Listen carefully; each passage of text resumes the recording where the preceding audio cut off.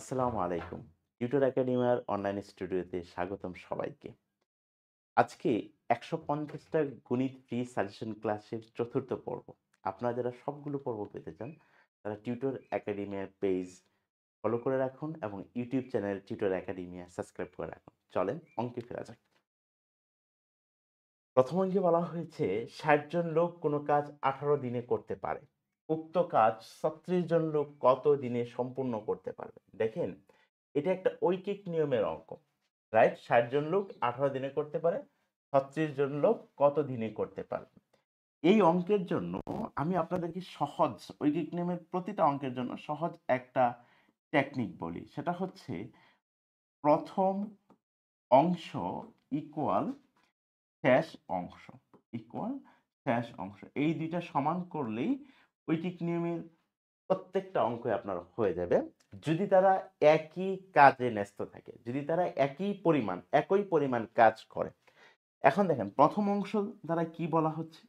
প্রথম অংশ দ্বারা বলা হচ্ছে সাধারণ তথ্য, হ্যাঁ? এটা হচ্ছে যেই তথ্যটুকু দিয়ে দিবে, এটাকে আমি বলতেছি প্রথম অংশ।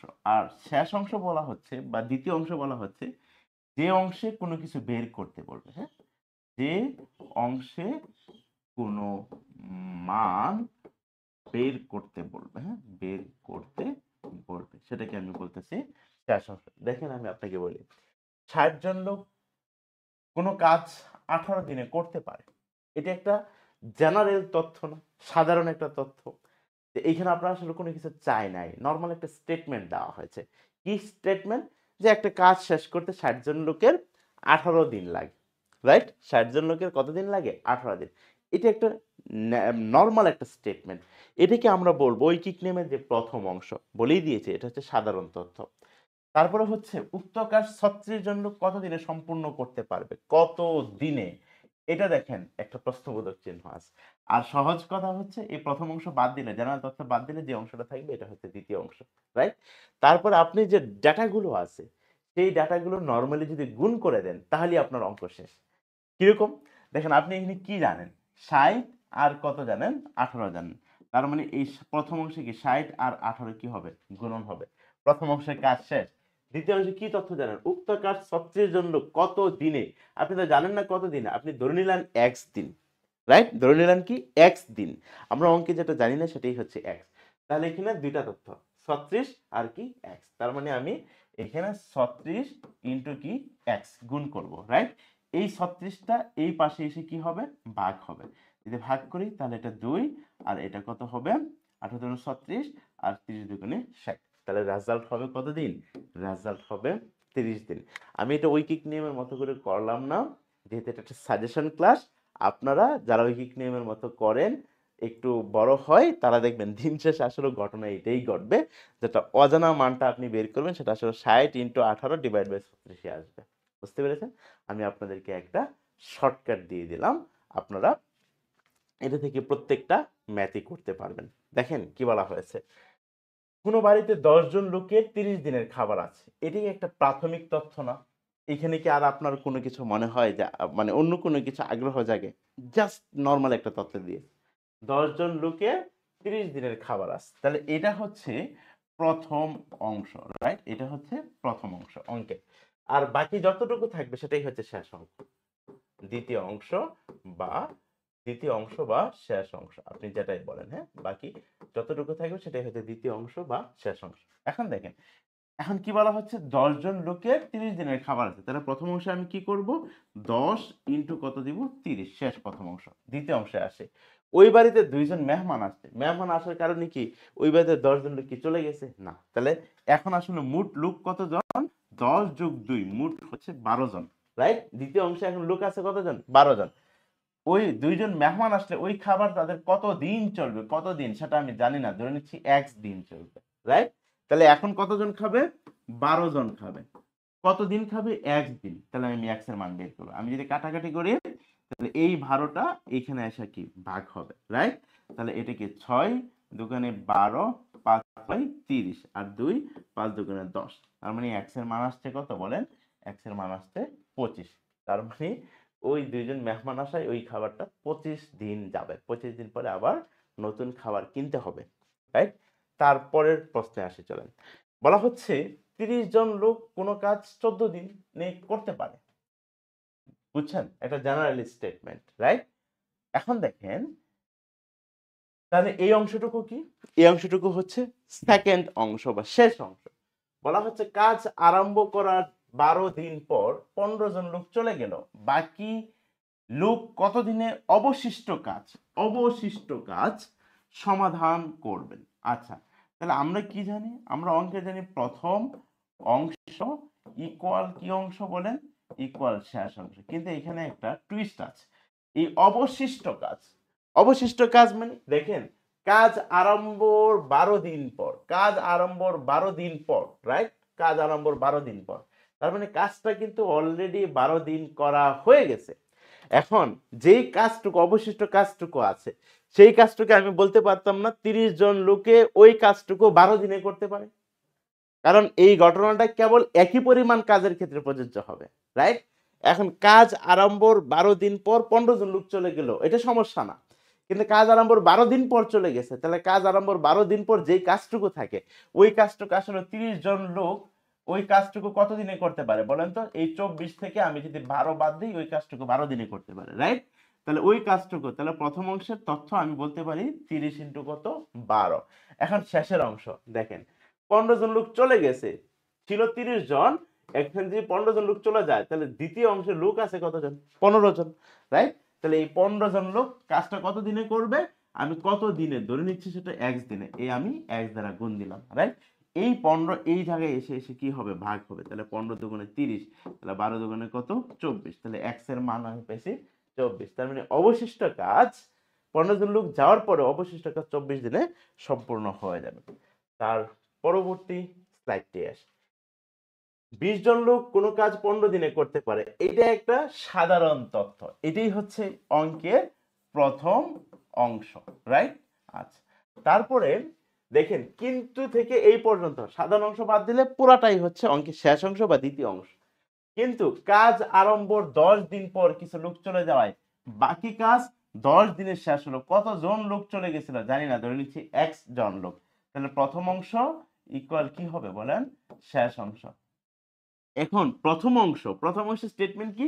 20 জন লোক কোনো কাজ 15 দিন করতে পারে, কিন্তু এটা কি এটা থাকবে এখন? না, কারণ কাজ আরম্ভর 10 দিন পর লোক চলে গেছে। তাহলে কাজ আরম্ভর 10 দিন পর মানে কাজটা কিন্তু 10 দিন করছে। তার মানে যে কাজটুকু বাকি ছিল সেই কাজটুকু 20 জন লোক 5 দিনে করতে পারে। কারণ কি? 15 দিনে শেষ করতে পারে, অলরেডি তারা 10 দিন করে ফেলছে। তাহলে আর 5 দিন আছে, তাহলে 20 জন লোক ওই কাজটুকু 5 দিনে করতে পারে। তার মানে আমি বলতে পারি 20 ইন্টু কত? 5। আচ্ছা, শেষ অংশ কি? কিছু লোক চলে গেছে, ওকে ফাইন। কিছু লোক চলে যায়, বাকি কাজ 10 দিনে শেষ হলো। কতজন লোক চলে গেছিল আমি জানি না, কতজন লোক চলে গেছে এটা কি আমি জানি? আমি ধরে নিচ্ছি যে x জন লোক কাজটা শেষ করবে, বাকি কাজটুকু x জন লোক, এটা কতজন লোক চলে গেছে এটা আমি জানি না, কিন্তু বাকি কাজ x জন লোকে সম্পূর্ণ করবে কয় দিনে? 10 দিনে। তাহলে 10 ইন্টু কত? সেটা x। এই 10 এইখানে এসে ভাগ হবে, রাইট? 10 দুগুণে 20, তার মানে 5 দুগুণে কত? 10। এই x এর মান পাইলাম আমি কত? 10। এর অর্থ হচ্ছে বাকি কাজ 10 জন লোক শেষ করবে, রাইট? বাকি কাজ ওই যে 10 দিনে 10 জন লোক শেষ করবে। সুতরাং লোক চলে গেছিল কতজন? লোক চলে গেছে কতজন? আগে লোক ছিল কত? 20 জন লোক। শেষ পর্যন্ত কয়জনে কাজটা শেষ করছে? 10 জনে। তার মানে লোক চলে গেছে কতজন? 10 জন। যদিও ফরচুনেটলি মানে 20 থেকে 10 বিয়োগ করলে 10ই আসে, কিন্তু আপনি এইটা সবসময় মাথায় রাখবেন, এই এক্সট্রা হচ্ছে বাকি কাজ 10 দিনে কত জনে করছে। কত জনে করছে? 10 জনে করছে। 10 দিনে 10 জনে করছে, রাইট? তাহলে লোক চলে গেছিল কতজন? ওই যে আগে ছিল 20 জন, তাহলে ওই 20 থেকে 10 মাইনাস করবে, দ্যাটস ওয়াই সেই 10 জন। তার পরবর্তী অংশে আসি, সেটা হচ্ছে কি বলা হচ্ছে? 5টি গরুর মূল্য 20টি ভেড়ার মূল্যের সমান। 2টি গরুর মূল্য 24,000 টাকা হলে 3টি ভেড়ার মূল্য কত? এই তো চাওয়া হয়েছে, তাই না? এখানে আমরা সহজ একটা টেকনিক অবলম্বন করতে হবে। 5টি গরুর মূল্য 20টি ভেড়ার মূল্যের সমান।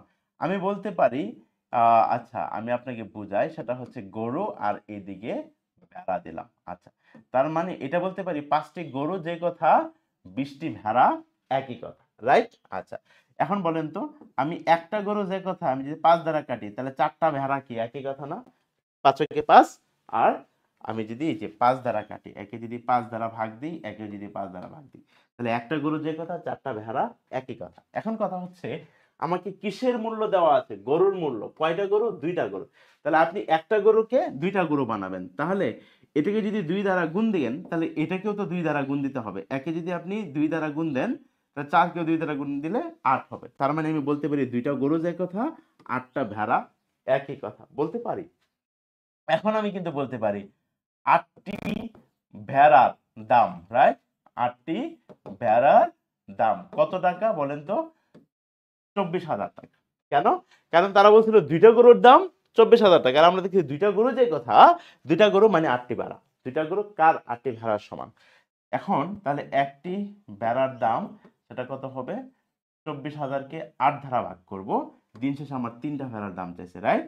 তাহলে 3টি ভেড়ার দাম শুধু এর সাথে কত দ্বারা গুণ দিব? 3 দ্বারা, রাইট? এটা দেখেন 3 8 24 আর 3টা শূন্য উপরে উঠবে। 3000-কে 3 দ্বারা গুণ দিলে সেটা হবে 9,000। এই ছিল আমাদের 9,000 উত্তর। তার পরবর্তী অঙ্ক, 15টি খাসির মূল্য 5টি গরুর মূল্যের সমান। 2টা গরুর মূল্য দেওয়া আছে, রাইট? তাহলে আমি একটা কাজ করি, গরু আর কি খাসি, রাইট? তাহলে 5টি গরু যে কথা, 15টি খাসি একই কথা।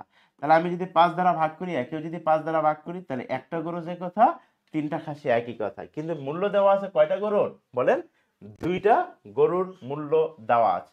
2টা গরুর মূল্য যদি দেওয়া থাকে, তাহলে আমি গরু নিলাম 2টা। তাহলে এইখানে খাসি হবে কয়টা বলেন তো? আমি একে 2 দ্বারা গুণ করলে, একে 2 দ্বারা গুণ করলে 6টা হবে। তাহলে 2টা গরু যে কথা, 6টা খাসি একই কথা। তাহলে আমি বলতে পারি 6টি খাসির দাম, 6টি খাসির দাম কত বলেন? 30,000 টাকা, রাইট? তাহলে একটি খাসির দাম কত? এই 30,000-কে আমি 6 দ্বারা ভাগ দিব, রাইট? আবার এখন আমি যদি বলি 2টা খাসি, তাহলে জাস্ট এটাকে 2 দ্বারা গুণ দিব। তাহলে 5 6 30, 1 2 3, 5,000 টাকা, রাইট? 5,000-কে 2 দ্বারা গুণ দিলে এটা হবে 10,000 টাকা। বুঝতে পেরেছেন? তাহলে আমরা এই অঙ্কগুলো এইভাবে করব। তার পরবর্তী অঙ্ক দেখেন কি বলা হয়েছে, যদি 12 জন পুরুষ অথবা অথবা 18 জন মহিলা কোনো কাজ 14 দিনে করতে পারে। এটা একটা জেনারেল তথ্য, রাইট? আর এটা হচ্ছে অঙ্কের দ্বিতীয় অংশ। তাহলে আমরা কি জানি? প্রথম অংশ ইকুয়াল দ্বিতীয় অংশ বা শেষ অংশ, রাইট? এখন এখানে জেনারেল স্টেটমেন্ট কি? 12 জন লোক, 12 জন পুরুষ অথবা 18 জন মহিলা কাজ করতে পারে কত দিনে? 14 দিনে। তাহলে আমি যদি 18 জন মহিলা কাজ 14 দিনে করতে পারে, এটা যে তথ্য, 12 জন পুরুষ কাজটা 14 দিনে করতে পারে, একই তথ্য। তাহলে আমি মহিলা নিলে পুরুষ সংখ্যা নিব না, পুরুষ সংখ্যা নিলে মহিলার সংখ্যা নিব না। তাহলে আমি এইটুকুই নিই। সেটা হচ্ছে 18 জন মহিলা কাজ করতে পারে 14 দিনে। তাহলে প্রথম অংশে কি হবে? 18 ইন্টু কত? 14। এখন দেখেন দ্বিতীয় অংশে কি বলছে। তাহলে 8 জন পুরুষ এবং 16 জন মহিলা। এখন কিন্তু এই পুরুষ আর মহিলা একত্রে কাজ করতেছে, আলাদা আলাদা ভাবে না। তাহলে এখন আমি তো এই যে মহিলা নিয়ে কাজ করছি, এই যে এটা কিন্তু মহিলা সংখ্যা, রাইট? এটা হচ্ছে মহিলা সংখ্যা। তাহলে এই পাশেও আমি সবগুলোরে মহিলাতে কনভার্ট করে নেব। কিরকম?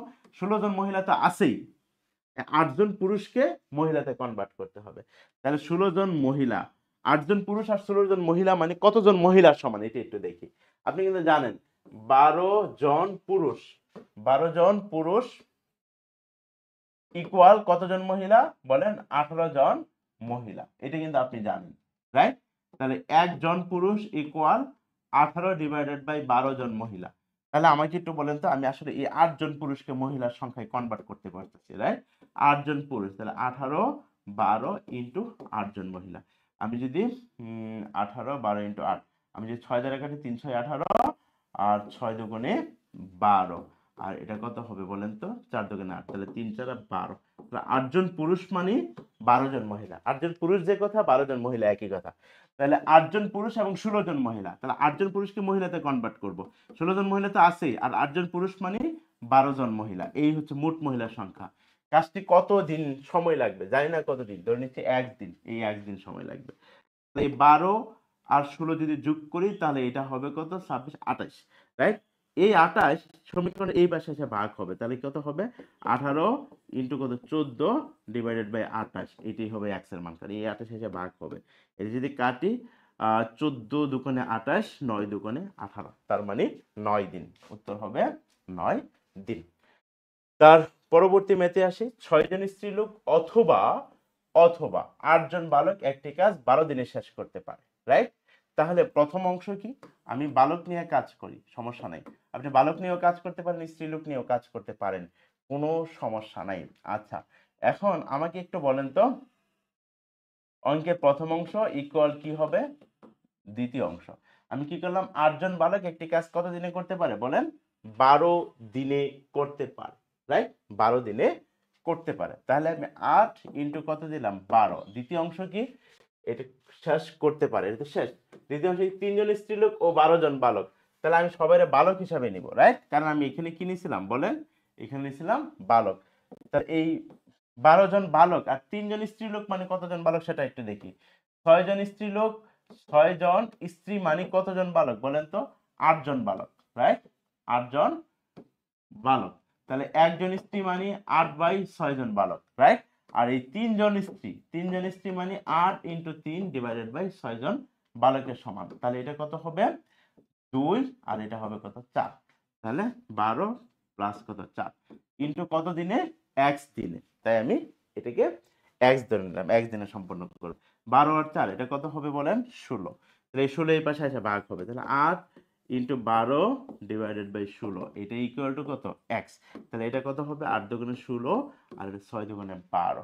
তার মানে x এর মান আসছে কত দিন, 6 দিন। তাহলে ওই কাজটা শেষ করতে কত দিন লাগবে, 6 দিন লাগবে। আমাদের চতুর্থ পর্ব আজকে এখানেই শেষ হলো। আসসালামু আলাইকুম।